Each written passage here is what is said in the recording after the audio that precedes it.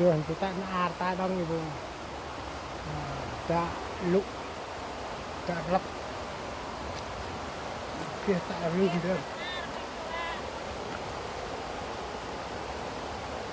ở từ kia kia bước bao lúc rồi long ta ở trong kia đó thành gì à bữa kia tại chạy chùa nữa quên chưa tận lụ tận thăng được một chỗ mốc vào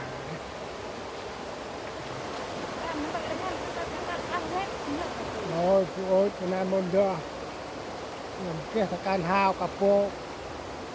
tốt là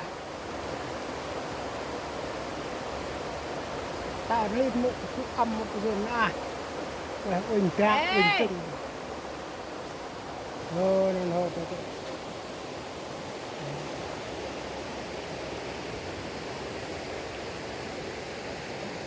vấp trên móc ok nó đằng sau là đâm làm bò ai cô lên ai một chỗ kia nó bịch để chụp để ai số lạc vào ôi mò mà tay xe tay queen họ anh bị nó gần dùn của đó dùn là dùn ok cả dùn răng dùn ad ok ok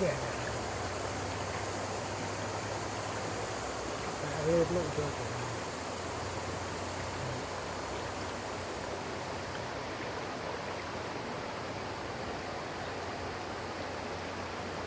đơn đó bên papa bọc ôm bò làm ba năm pin chạy đạp lên mom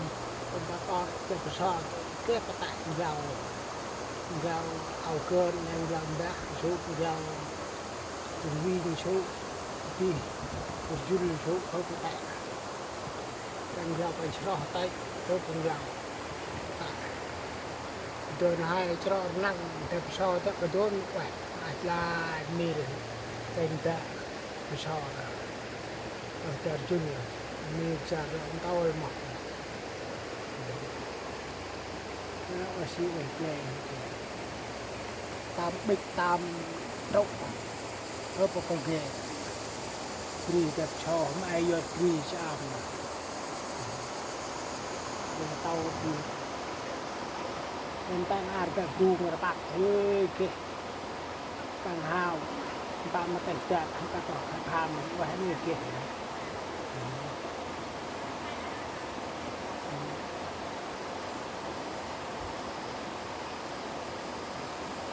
nên ấp một lên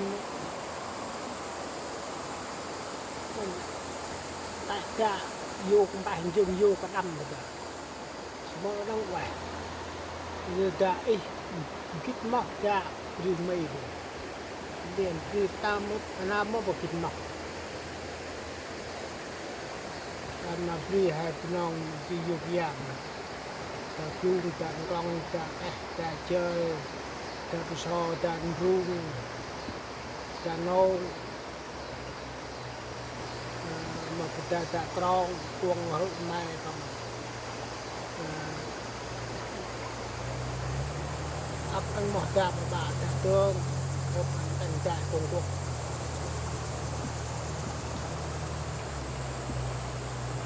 đừng mà trâu tắm bịch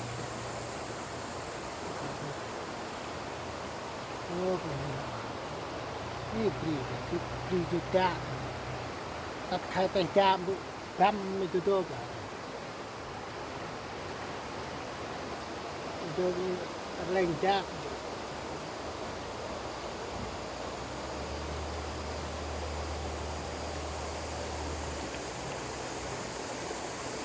rồi là cái tàu tay các bạn quên rau về rau sạch rạch ra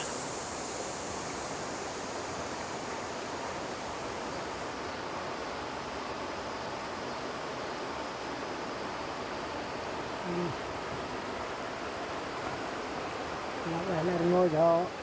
mà còn sau tình trạng tình pri rồi mai pri đã quẹt đây pri và cả xã rồi là con ghẻ rồi và pri xã rồi chim chun cái vô cái cả cảnh cha nhưng mà là không ai áp con pri mình cho mà mình tay kia mình ray quay rụp ray quỳnh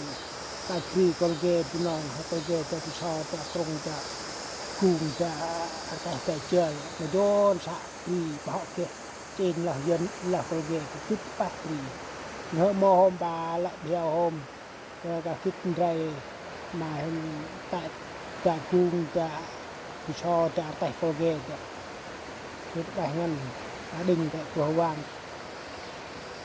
con cắt tại đình tại là ngồi anh trên đây quay rút từ đây